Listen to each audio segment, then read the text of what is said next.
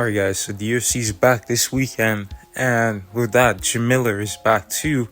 Jim Miller being 40 years old, he made his debut in 2008, and he's still competing in the UFC. He's not like in the rankings yet, but he's still like, maybe in the top 20, the top 25.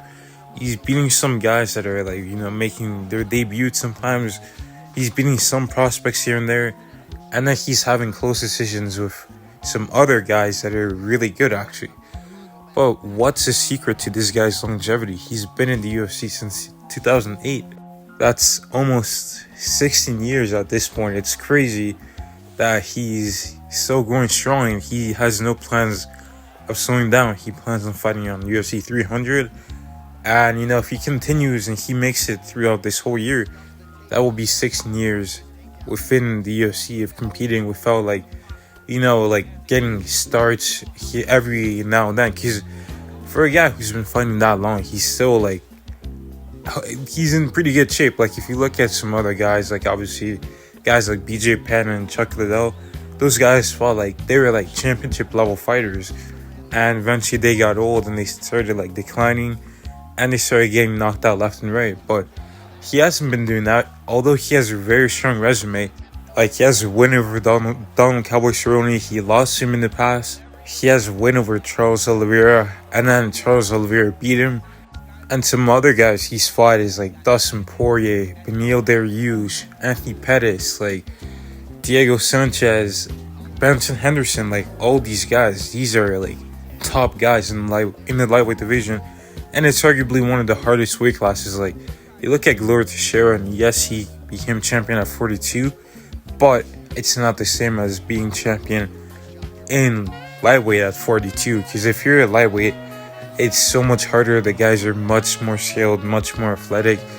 It's just way harder. You can't rely on your physical attributes. But that's one thing that I think Jim Miller can attribute to success is his physical attributes. Obviously, this guy, he trains very hard, and when he trains, his strength and conditioning, he lifts very heavy weights. He does a lot of explosive movements, and you can tell because still to this day, Deontay Wilder would say, he's still very strong. He's got a lot of explosiveness, and he's been finishing some guys with his hands too. This guy is clearly powerful. But to touch back on to all the types of fighters he's fought, I think that's helped him out as well. With his longevity, obviously you can get some damage from fighting all these guys, but he hasn't been finished by all of them. He's gone to a decision with Dustin Poirier, and he was beating up Dustin Poirier's legs with those calf kicks. With Oliveira, they both traded submissions very fast in the first round, but he's gone through it all. He's fought the strikers, the grapplers. He's fought a lot of styles in his career, southpaws, orthodox. And nowadays, it makes it easier to, prepare for your opponent because you've been in there with so many styles that it's just going to be easier to adapt to something. Nothing's going to be surprising in a way. You fought so many guys that it's just it's kind of routine. He doesn't have to put that much effort into preparing. He can go out there, take short notice fights and just give it his all because he's already been there. He's seen it. He won't need to spend 20 hours studying one guy because he's gonna get in there and he's gonna be oh, I've seen this before. I know how to deal with this. So that helps out a lot. Fighting all those types of fighters. And another reason I believe he's been able to be in the UFC for 16 plus years is due to his actual style. The style he uses to fight. His striking defense is 59%, and the UFC average is about 55%. So his striking defense is higher than the UFC average, and that helps out a lot. You look at guys like Chuck Liddell, BJ Penn, as they got older, they used to rely on their reflexes for their defense mainly, and just their toughness. But this guy didn't do that. He had to rely on the fundamentals, and that's what he's been using to keep him in there for so long. Because when your physical attributes go away, you have to have those fundamentals, otherwise you're just going to decline, start losing rapidly, just like Tony Ferguson. He relied a lot on his physical attributes and his toughness, but eventually you don't have that anymore. It goes away. So then it's like, where are your fundamentals? Like, where is it? Like, you look at a guy like GSP.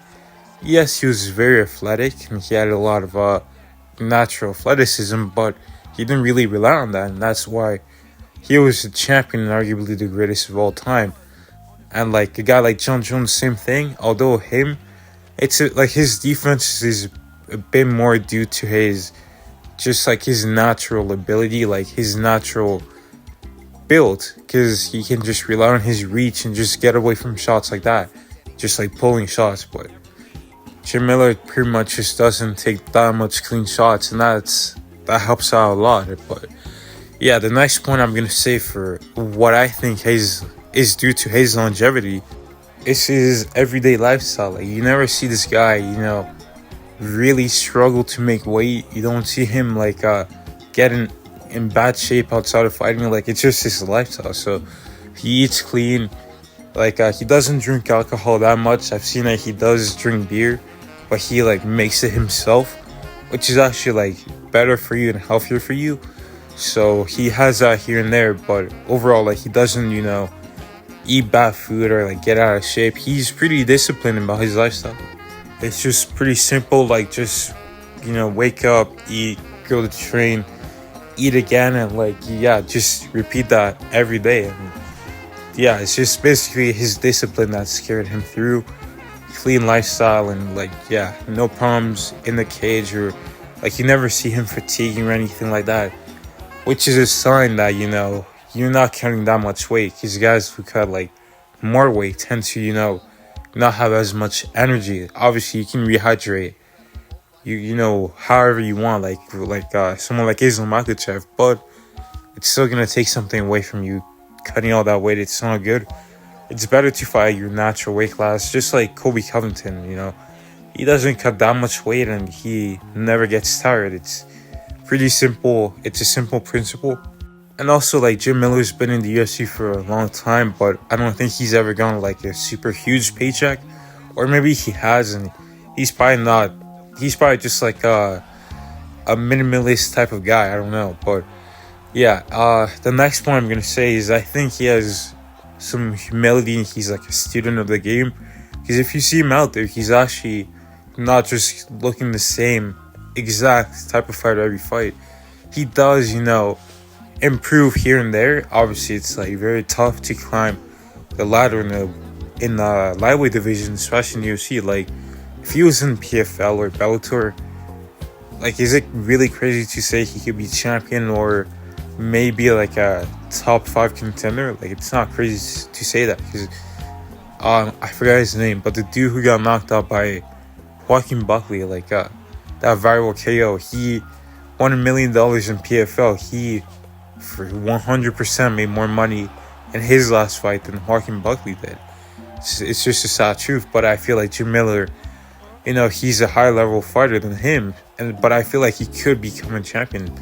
Maybe not a champion, but like definitely a top contender. And that's pretty much all the reasons I have for why I think Jim Miller's been in the UFC for 16 years and he's not like declining. He's actually on a winning streak. So hopefully he gets it done this Saturday. I'm a fan of this guy, and yeah, we'll see what happens.